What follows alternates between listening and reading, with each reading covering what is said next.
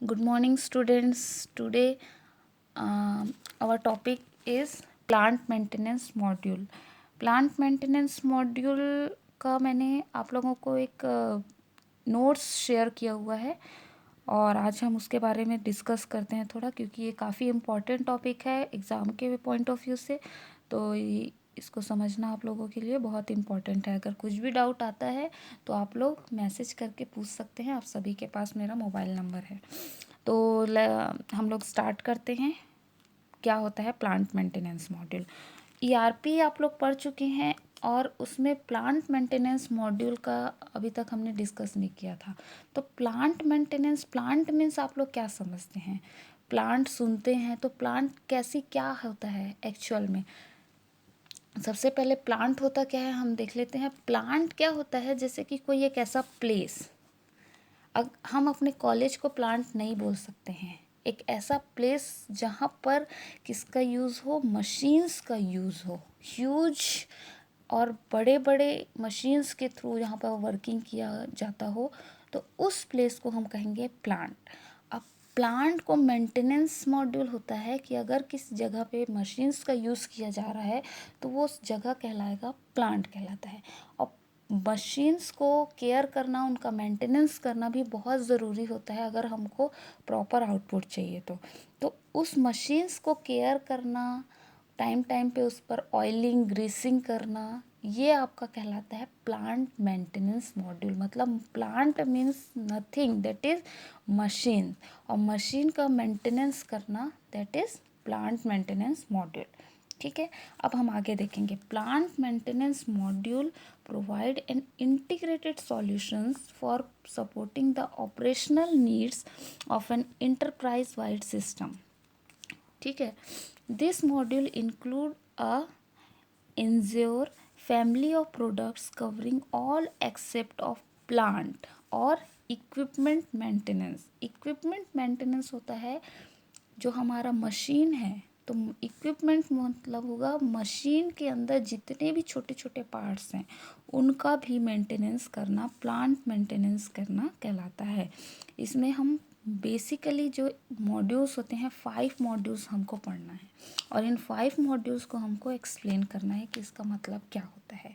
आप लोगों को समझ में आ गया कि प्लांट मेंटेनेंस क्या होता है? Plant maintenance is nothing that is the maintenance of machines और their equipments used in our organisation.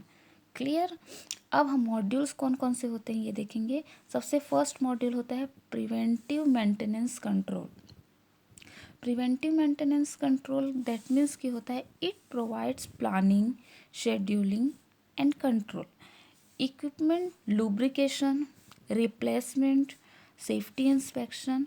इसमें जो मशीन्स हमारे ऑर्गेनाइजेशन में यूज़ हो रही हैं उनमें लुब्रिकेशन करते रहना टाइम टू टाइम, रिप्लेसमेंट करना। अगर हमने कोई नया मशीन परचेज़ किया हुआ है, कोई नया इक्विपमेंट परचेज़ किया हुआ है और उस इक्विपमेंट में कुछ डिफेक्ट है तो उसको रिप्लेस करना। टाइम टू टाइम जो मशीन्स हैं उनका सेफ्टी इंस्पेक्शन करते रहना कि जो हमने मशीन ख़रीदा हुआ है उसका एफिशिएंसी कम तो नहीं हो रहा है, जितना आउटपुट उससे हमको मिलना चाहिए उतना आउटपुट अगर नहीं मिल रहा है दैट मीन्स कि उसमें को कुछ एरर आ रहा है, कुछ प्रॉब्लम आने वाला है। क्योंकि मशीन्स जो होती हैं अगर ख़राब होती रहती है, ख़राब होने के और होती है, तब क्या होता है उसका एफिशिएंसी धीरे धीरे क्या होने लगता है, कम होने लगता है। हम देखते हैं कोई भी मशीन पहले बहुत अच्छा आउटपुट देता है, उसकी एफिशिएंसी बहुत अच्छी होती है, लेकिन जैसे जैसे वो ख़राब होने लगता है, पुराना होने लगता है, उसकी एफिशिएंसी धीरे धीरे क्या होने लगती है, कम होने लगती है। वो अच्छे से आउटपुट नहीं देता है। तो उसको हमको कैसे पता चलेगा कि वो ख़राब हो रहा है? शुरू में ही जैसे ही उसका एफिशिएंसी कम होने लगे, इंस्पेक्शन के थ्रू हमको उसको पता लगाना होता है। जैसे ही उसकी एफिशिएंसी कम होने लगे दैट मीन्स कि उसमें हमको क्या करना है, कुछ चेक करना है कि वो उसकी एफिशिएंसी कम क्यों हो रही है। क्या उसको ऑयलिंग की ज़रूरत है, लुब्रिकेशन की ज़रूरत है, या उसका कोई इक्विपमेंट जो है काम नहीं कर रहा है। तो उसको फर्स्ट स्टेज में ही या स्टार्टिंग में ही हम उसको क्या कर लें, क्लियर कर लें, करेक्ट कर लें। अगर हम उसको ध्यान नहीं देंगे, उसकी एफिशिएंसी लगातार क्या होती जाएगी, डाउन होते जाएगी, और एक ऐसा पॉइंट आएगा, एक ऐसा टाइम आएगा कि वो मशीन पूरी तरह से बंद हो जाएगी। तब उसमें हमको ज़्यादा क्या लगेगा, एक्सपेंसेस लगेगा। अगर स्टार्टिंग में ही हमने उसको क्लियर करवा लिया, उसको ठीक करवा लिया, उसको मेंटेनेंस करवा लिया, तो हमको एक्सपेंसेस कम लगेगा। जैसे कि कोई भी मशीन अगर ख़राब होने वाली है तो हम उसको ख़राब होने से पहले ही अगर उसका मेंटेनेंस करवा लेते हैं तो वो उतना ज़्यादा हमको एक्सपेंसेस नहीं होता है। हम अगर अगर सपोज़ एग्ज़ाम्पल के लिए कोई फ़ैन है, अगर वो धीरे धीरे चल रहा है, पहले तो बहुत अच्छा चल रहा था, अब हवा नहीं दे रही, दैट मीन्स कि उसका कोई एक इक्विपमेंट, कोई पार्ट ख़राब होने वाला है। तो हम तुरंत क्या करेंगे, उसको मेंटेनेंस करवा लेंगे कि क्या प्रॉब्लम है जिसके कारण वो हवा नहीं दे रही है। अगर हम उसको ध्यान नहीं देंगे तो एक टाइम आएगा कि वो धीरे धीरे चलते चलते क्या होगा, जल जाएगा। दैट मीन्स कि अब उसमें एक्सपेंसेस हमको लंबा चौड़ा लगेगा। तो वैसे ही हर मशीन का होता है, अगर स्टार्टिंग में उसको क्लियर करवा लिया जाए तो कम एक्सपेंसेस लगता है, बजाय कि उसको हम बंद होने का वेट करेंगे तो फिर हमको ज़्यादा एक्सपेंसेस लग सकता है। तो सेफ्टी इंस्पेक्शन में यही देखा जाता है कि उसकी एफिशिएंसी कम तो नहीं हो रही है।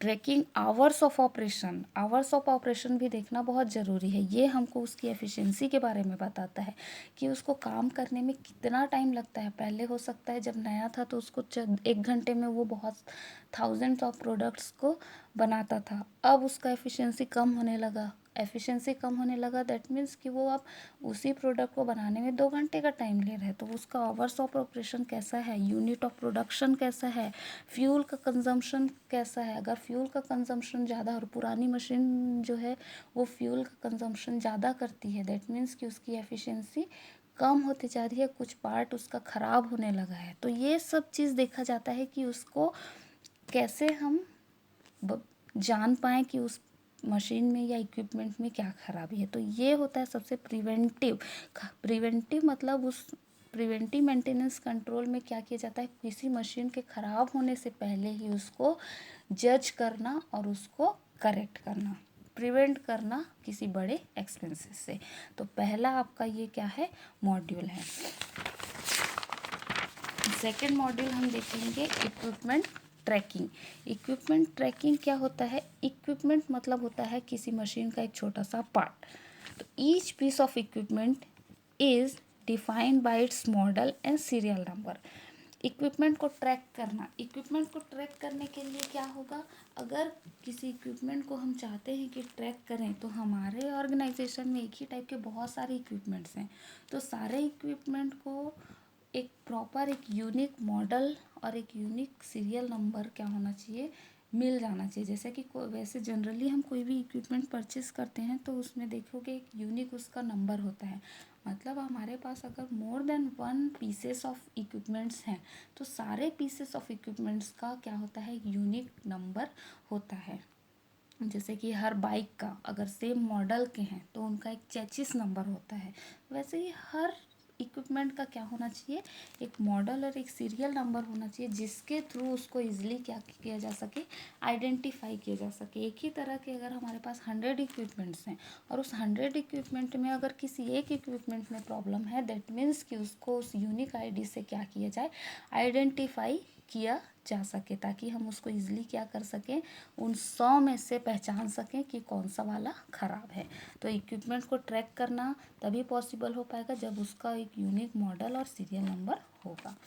दूसरा है कंपोनेंट ट्रैकिंग। कंपोनेंट ट्रैकिंग मतलब होता है इक्विपमेंट मैनेजर्स, जो इक्विपमेंट मैनेजर्स है, जो प्लांट मेंटेनेंस मॉड्यूल के मैनेजर्स हैं, उनको क्या करना है, आइडेंटिफाई करना है कंपोनेंट को with chronic repair problems. They have to know about all components. मतलब अगर प्लांट मेंटेनेंस जो मैनेजर है उसको मशीन्स के कंपोनेंट्स के बारे में सारी इन्फॉर्मेशन पता होनी चाहिए। क्यों, क्योंकि उसको क्या करना है, इंस्पेक्शन करना है, और उसको हर मशीन के बारे में, अगर कोई मशीन की एफिशिएंसी कम हो रही है, उसका फ्यूल कंजम्पशन ज़्यादा हो रहा है, तो फ्यूल कंजम्पशन ज़्यादा क्यों हो रहा है, उसके किस पार्ट को देखा जाए। जैसे कि आप लोग बाइक चलाते हैं, तो बाइक चलाते हैं, अगर उसमें फ्यूल कंजम्पशन ज़्यादा हो रहा है, दैट मीन्स कि आपको पता होना चाहिए कि फ्यूल कंजम्पशन ज़्यादा हो रहा है, तो हमको उस बाइक के किस पार्ट को देखना है, किस पार्ट को चेक करना है। पता चल रहा है बाइक में फ्यूल कंजम्पशन ज़्यादा हो रहा है और आप उसके सीट को खोल खोल के देख रहे हैं, तो ऐसा नहीं होना चाहिए। कंपोनेंट को ट्रैक करने के लिए आपको पता होना चाहिए कि जो प्रॉब्लम आ रहा है वो किस कंपोनेंट की वजह से हो सकता है। अगर आपको बुखार आ रहा है फॉर एग्ज़ाम्पल, तो आपके शरीर का टेम्परेचर सबसे पहले चेक करेंगे, उसके बाद फिर आपको मेडिसिन देंगे। ये नहीं कि आपको बुखार आ रहा है तो आपका पेट को ऑपरेट कर दिए, ऐसा कुछ नहीं है। मतलब कंपोनेंट के बारे में आपको पता होना चाहिए कि कौन सा प्रॉब्लम किस कंपोनेंट के बाद किस कंपोनेंट से अराइज होता है। ठीक है, कौन सा प्रॉब्लम आया है तो कौन से कंपोनेंट को देखना है। कोई प्रॉब्लम दूसरा है, आप कंपोनेंट को देख रहे हो दूसरे कंपोनेंट को, ऐसा नहीं होना चाहिए। तो जो इक्विपमेंट मैनेजर है उसको they have to know about all components. Next module है plant maintenance calibration tracking. That means कि it allows organisation to calculate investment in the plant और इक्विपमेंट्स। मतलब ऑर्गेनाइजेशन को क्या होना चाहिए, इन्वेस्टमेंट कैलकुलेट करना है। मतलब अगर आपका जितना इनकम है, जितना आउटकम है, उसको कैलकुलेट करना है, तो इसमें इन्वेस्टमेंट को भी क्या करना पड़ेगा आपको। जो मशीन इक्विपमेंट में आपने इन्वेस्टमेंट किया है वो भी इंक्लूड होगा। ऐसा नहीं है कि आप छोटी सी आपकी कंपनी का जो बजट है, आप उससे ज़्यादा का मशीन अगर परचेस कर लेते हैं तो वो उसको मेंटेन कर पाना भी क्या हो जाएगा, बहुत ज़्यादा कठिन हो जाएगा। तो आपको क्या करना है, कैलिब्रेट करके चलना है दोनों के बीच में कि आपके इन्वेस्टमेंट का लिमिटेशन कितना है, और उसके बेसिस पे आप कौन सा इक्विपमेंट को क्या कर सकते हैं, एफर्ट कर सकते हैं। और लास्ट जो आपका मॉड्यूल है वो है वारंटी क्लेम्स। दैट मीन्स कि प्लांट मेंटेनेंस वारंटी क्लेम्स, जो मशीन हम खरीदे हैं उसमें कौन सा मशीन वारंटी पीरियड में है, उसको वारंटी पीरियड, अगर किसी मशीन को हम वारंटी पीरियड में हैं और उसको मेंटेनेंस करवाते हैं तो वो फ्री ऑफ कॉस्ट होगा। अगर उसको वारंटी पीरियड के बाद अगर हम करवाते हैं तो वो फ्री ऑफ कॉस्ट नहीं होगा। तो establish the type and length of warranty, किसका कितने साल की वारंटी है, उस ड्यूरिंग में हमको उसको मेंटेनेंस करवा लेना। पता चल रहा है उसको मेंटेनेंस करवाना है और उसका वारंटी पीरियड ख़त्म हो गया कल और हम जा रहे हैं आज, तो उसको बीच बीच में ट्रैक करते रहना कि हमारा जो भी वर्किंग है, अगर हमको मेंटेनेंस करवाना है या इक्विपमेंट से रिलेटेड कोई टास्क है तो वो इस वारंटी पीरियड में ही क्या हो जाए, कंप्लीट हो जाए। तो उसको ट्रैक करना पड़ेगा कि कौन से मशीन, कौन से इक्विपमेंट का वारंटी पीरियड कब तक का है, कितने दिनों का है, उसका लेंथ ऑफ वारंटी कितने दिन का है। ठीक है, तो ये 5 आप लोगों को मॉड्यूल्स को बहुत अच्छे से कर लेना है और ये काफ़ी इम्पोर्टेंट है एग्ज़ाम के पॉइंट ऑफ व्यू से। तो good luck to all of you, और कुछ भी डाउट आता है तो आप लोग डिस्कस कर सकते हैं मुझसे। Thank you.